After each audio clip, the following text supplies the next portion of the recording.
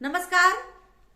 आज हम आप लोगों को कर्मधारय समास के अगले पार्ट को लेकर के आगे बढ़ते हुए चलते हैं। देखिए, कर्मधारय समास जब एक खंड विशेषण हो और दूसरा खंड उपमान हो, वहां कर्मधारय समास होता है। तो पिछली कक्षा में मैंने आपको बताया कि विशेषण पूर्व पद कर्मधारय। आज की कक्षा में विशेष पूर्व पद कर्मधारय, मतलब पहले क्या होगा? विशेष होगा। क्या होगा इसका? विशेष धन विशेषण। चूंकि इसमें एक पद में आपको विशेषण मिलेगा, तो पहला पद इसमें विशेष होगा, दूसरा पद क्या होगा? विशेषण होगा। आइए देखते हैं उदाहरण।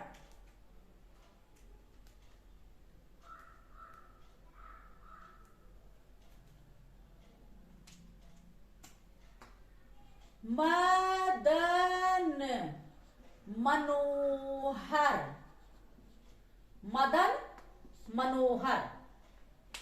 यहां पर क्या है? पहला पद क्या है? विशेष, दूसरा पद क्या है? विशेषण। इसको विग्रह करते हैं।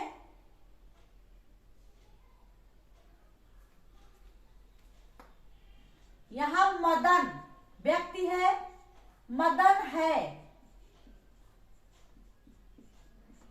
जो मनोहर, मतलब मदन जो कि मनोहर लग रहा है, मन को हरने वाला लग रहा है। यहाँ विशेषण मनोहर क्या है? विशेषण। और मदन क्या है? मदन यहाँ विशेष है। तो इस प्रकार के कर्मधारय में पहला पद विशेष, दूसरा पद विशेषण होगा। आगे अगली परिभाषा है, उदाहरण इसमें पुरुषोत्तम। पुरुषोत्तम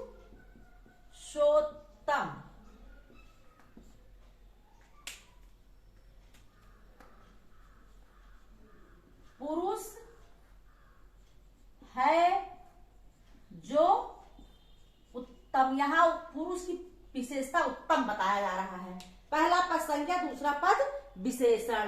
पुरुषोत्तम। आगे है पुरुषोत्तम के बाद नराधम। नराधम अधम है जो नर। यहां क्या है?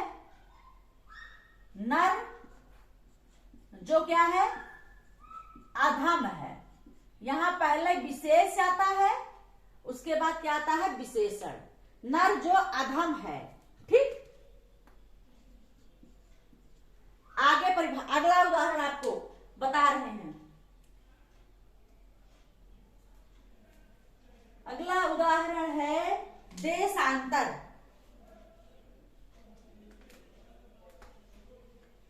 देशांतर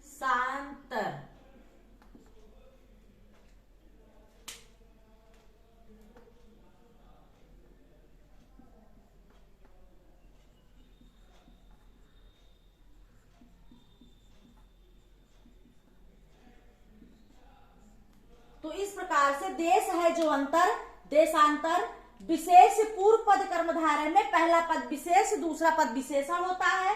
जैसे मदन मनोहर, मदन है जो मनोहर, यहाँ मदन की विशेषता है कि मनोहर है।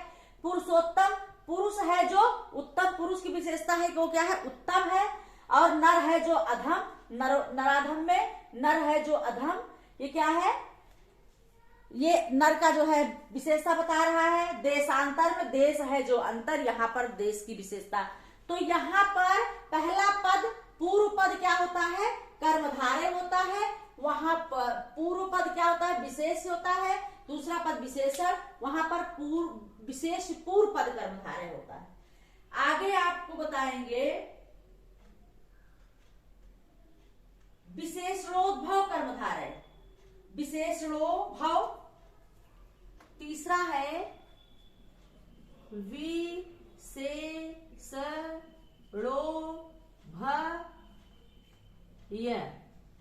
कर्मधारय।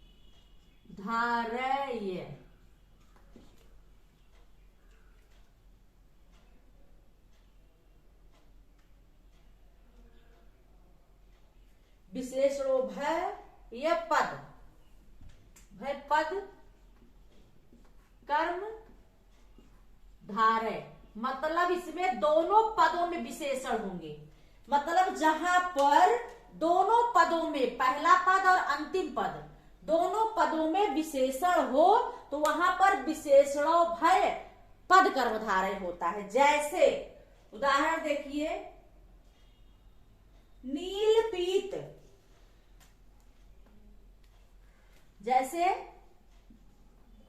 नील पीत, इसका विग्रह होगा नीला पीला। आगे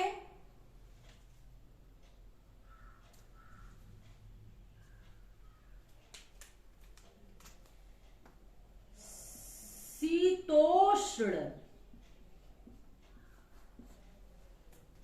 शीतोष्ण मतलब नीला पीला दोनों मिले वो क्या हो जाएगा,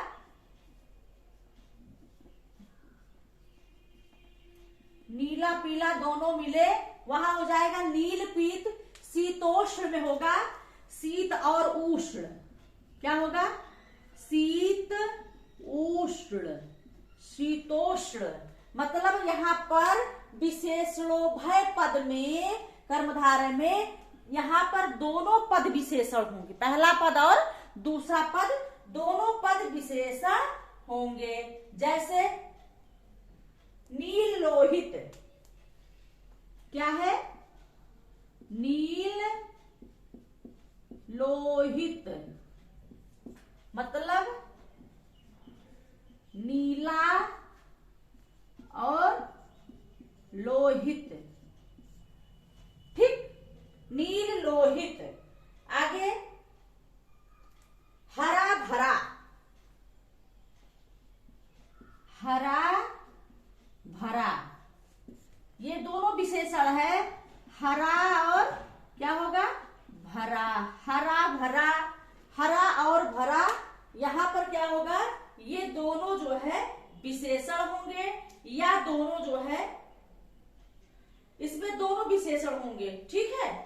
मतलब शीत उष्ण दोनों मिले, ठीक है, इसका विग्रह है शीत उष्ण दोनों मिले तो वहां पर विशेषणोभव भय पद कर्मधारय होगा। नील लोहित दोनों मिले तब वहां पर होगा क्या, विशेषणोभय पद कर्मधारय। हरा भरा दोनों मिले वहां पर होगा क्या, विशेषणोभय पद कर्मधारय। अर्थात यहाँ पर पहले पद में भी विशेषण होगा और विशेषण, पहले पद में भी क्या होगा,